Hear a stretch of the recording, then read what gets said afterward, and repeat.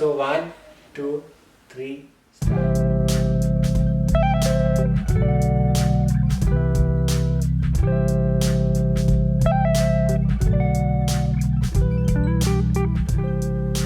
Hi everyone.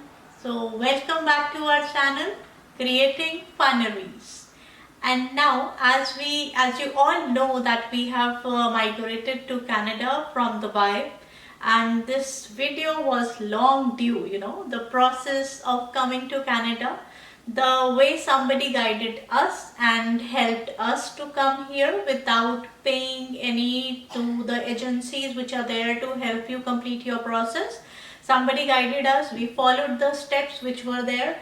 We also would like to be of help to someone, so it's like giving back to the society. So we also thought we'll record our experience that might help someone to come over here who's and fulfill their Canadian dreams. Yeah, so hi everyone. I would like to add here that though our experience of immigration and everything was very smooth, easy to go, and very convenient for us, but at the same time, we would like to update all of you that we started this process quite a long back, and the journey throughout was pre-pandemic or pre-COVID, and the experiences might differ from the one which we had and which you might be experiencing right now, but more or less the process is same, the procedures are same, though timelines have been added for each step, but overall the process is same. So we thought we'll share our experience with you, and maybe you can relate it, and maybe you can get some hints from our experience, and you can do well, and you can come to Canada, and maybe we can meet each other here. So if we start with the process, so the basic step to coming over here through Express Entry, because we came through Express Entry, is your CRS score, because that is what will help you. So the steps for that is, number one is IELTS, then is your ECA, Educational Credential Assessment, then is your profile creation for ITA, that is invitation to apply. Then while your application is being assessed, you arrange for your documents, and then you receive your ITA, then it's your medical and submit your documents, and then it's visa stamping. So now when we start with this, as we said, we came through Express Entry. I would like to tell you what is Express Entry. It is a system created by the government of Canadian government, through which they invite the skilled labor in Canada. That is based on your language, your qualification, your experience, and your proficiency to prove yourself here that you are a skilled labor.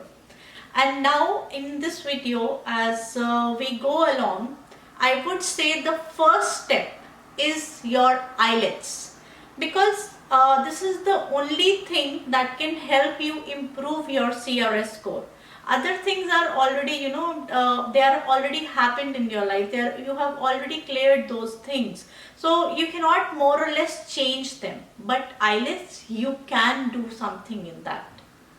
Correct. So as she has explained you very well, but I would like to again add it in a very simple word, that if you have skill, you have a qualification, you have your correct age number, then definitely you should apply for Canadian PR through Express Entry, because it's a very simple process, and you can do it.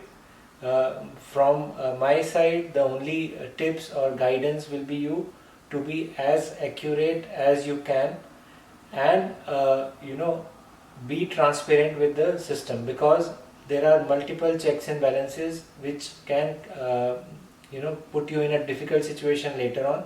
So try avoiding that and be as transparent with the system, and system will automatically let you come in Canada. she is very well said that all other things are basically which has happened, like age, it's growing, it's not in your control. Qualifications, most of you would have done very well in your life. Experience, if you are a managerial level person, definitely then that will add up to your score. And the only thing is that which you have to plan now is IELTS, and an IELTS combination will definitely give you an extra edge and push in your CSR score, which will make you eligible for the draw. One more thing she missed out is your spouse.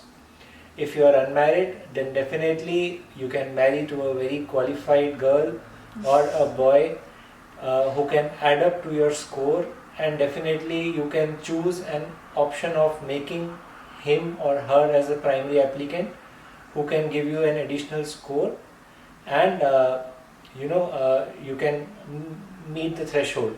So this is also on a lighter note, that if you are unmarried and you're looking for a partner, maybe you can edge up on that, and that's the second thing which is out of which you can control right now. So before preparing for IELTS, I would say that just put your dummy scores and calculate your CRS score.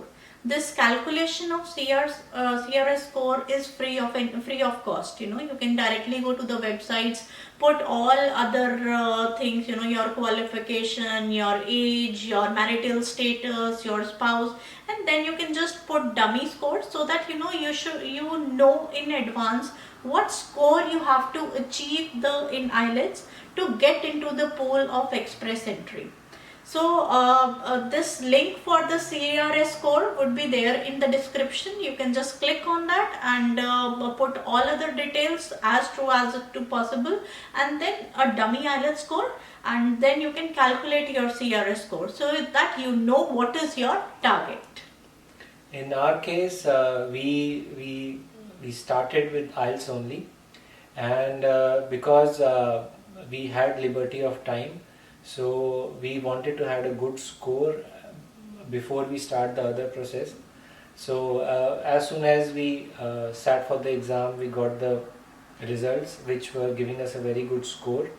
Then only we started the process of accreditation of our educational documents, and all the other things followed on. So because we were doing it on our own, and we wanted to do with a minimum investment or cost, so we were waiting for each stage to pass, and then only we were moving on to the next stage, so that we can split our cost, and maybe we can do things when we are sure for it. So the next thing, like how did we prepare for IELTS, because this is very important for your score. We prepared ourselves. We did not take any guidance like from any institute or something that we can suggest. So what we did, we brought the books of IELTS. We prepared it ourselves. Because you are being assessed on 4 criterias in IELTS. That is your reading, your writing, your speaking, and your listening skill. So, and for listening skill, you would say that how did we prepare for that? You get CDs with the books, that IELTS book, so you can just listen to them, and you just get used to listening to their essence, so that you can understand it, and you can answer the questions better. So this is how we prepared. Otherwise, obviously there are second ways to prepare it. There are many websites that can help you. There are many institutes which can help you prepare. But we prepared ourselves. If we can do, I think you all can also do. Correct. And I think the main crux behind the practice is to know how the exam is structured. And since your reading, listening, writing can be any random topic, so I'll suggest you, rather than preparing for the answers, prepare for the format of the question paper, because that will make you more prepared for what's coming next. Like for an example, for listening, they, with every increasing question or every following question, they increase the speed and duration of the passage. So you should know how to attempt those kind of questions, rather than what can be the question paper and what can be the answers. Try to understand the format and try to time it up. That will help you in clearing with a very good score. And guys, don't be scared of your speaking test, because at that time what they are trying to judge is how well you can talk to them, how well you can communicate your ideas. They are not testing your knowledge there, they are just testing how well you can communicate, so that when you come to Canada you do not have any communications problem here. So now if we start, like what are the points to score well in your CRS? So that is, number one is your less age. The sooner you apply, the more points you get. Then good level of your education. If you have your master's degree, obviously you get the preference in that thing. Then if you know French, that is an additional qualification, because there are many jobs opening, because this will not only help you in your CRS score, it will even help you in your job. Here many jobs are bilingual, which is a requirement. I won't say that it's not mandatory, but yes, if you know it, it's very good for you. And then any job, if you have any job offer in advance, that will also help, because in that case you are when you come over here, you are being independent, so you can obviously you get additional points for that. And then is your PNP, that if you are taking a nomination, this is also a process. In case you are taking a nomination through a provincial nomination, you're going to a specific area, and that also add to the point. Though we did not have any provincial nomination, ours was an open invitation, but few people go in that category also.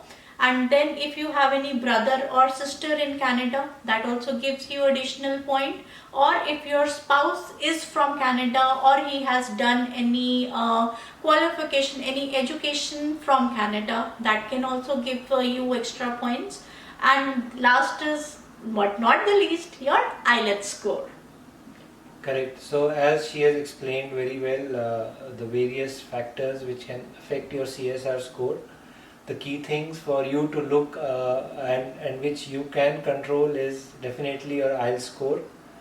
Age, you start early, you will definitely have higher score. Multi-language, French is given a lot of importance here, so if you can add up to that skill and you can clear your IELTS in that, definitely that will also give you a very good edge over the other people. And definitely if you have some blood relatives here, sister, brother,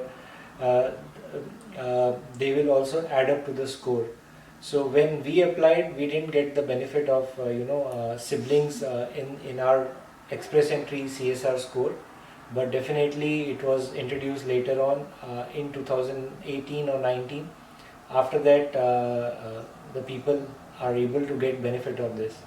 And last but not the least, as I explained earlier, your spouse. If your spouse has better qualification, age is less, definitely make her a primary applicant, which will give you an edge. It doesn't matter once you land here, the status is same, everything is same for the primary applicant and the spouse. So definitely don't think making her or him a primary applicant can change your situation later on. The only thing which can change your status is PNP, because what I have heard is that if you come through PNP, you are bound to stay in that province for a period of time.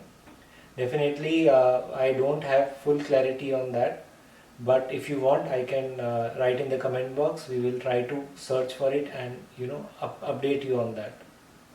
And the last but not the least, the cost for IELTS is $220. But again, it depends, you are attempting it or giving it from which country, where you are from.